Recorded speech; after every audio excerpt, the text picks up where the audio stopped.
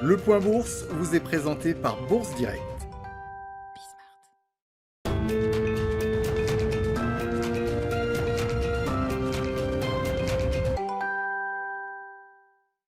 Tendance dans le rouge à la mi-journée à la Bourse de Paris. Les craintes sur le front sanitaire reviennent sur le devant de la scène aujourd'hui maintenant que l'espoir créé par l'investiture de Joe Biden est passé. Joe Biden qui a d'ailleurs prévenu que la situation pourrait continuer à se dégrader aux États-Unis, tandis que Christine Lagarde, la présidente de la BCE, a prévenu hier que la résurgence des infections et l'extension des mesures de restriction pourraient constituer un risque pour les perspectives économiques de la zone euro.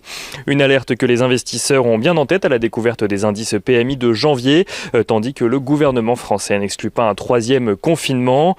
En France, pour commencer, les indices PMI traduisent un ralentissement global de l'activité dans le secteur privé, en lien direct donc avec les mesures de restriction. L'indice PMI composite passe de 49,5 points en décembre à 47 points en janvier, plombé notamment par les services alors que le secteur manufacturier fait légèrement mieux que prévu. En zone euro, en revanche, tout comme en Allemagne, le recul des indices PMI composites, eux aussi en lien avec les mesures de restriction, traduisent un recul global de l'activité des services mais aussi manufacturière, même si cette dernière résiste mieux. Le PMI de la zone euro en janvier passe de 49,1 à 47,5 points, tandis que celui de l'Allemagne passe de 52 points en décembre à 50,8 points en janvier. La BCE relaye de son côté une enquête d'économistes professionnels qui revoient à la baisse leurs prévisions de croissance pour 2021.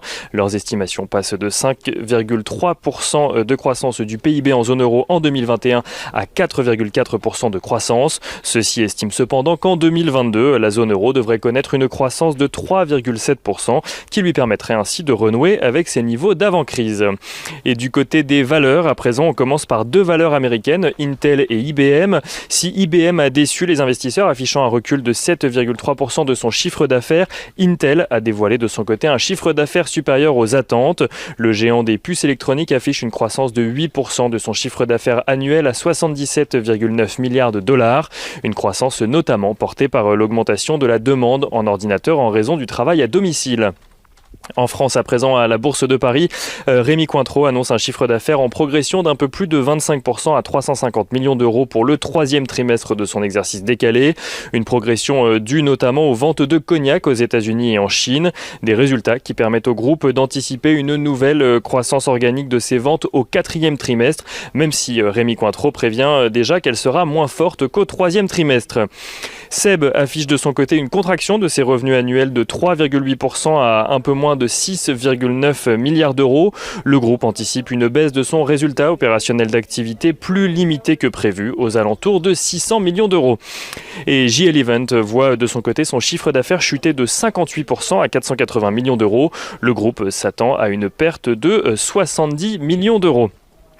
Au sein du CAC 40, rapidement, on notera que trois valeurs semblent vouloir résister à la tendance du jour. Unibail-Rodamco-Westfield, Air Liquide et Airbus gagnent quelques points à la mi-journée, tandis que les valeurs bancaires font partie des plus fortes baisses du jour. Et on finit ce point avec un rapide tour du côté des matières premières. Le pétrole s'apprécie à la mi-journée aux alentours des $55 le baril de Brent, tandis que l'once d'or, elle, s'échange aux alentours des $1860. Et quand on regarde le niveau de l'euro-dollar à présent sur le marché d'échange, l'euro-dollar qui est au-dessus des 1,2150 $ pour 1 euro.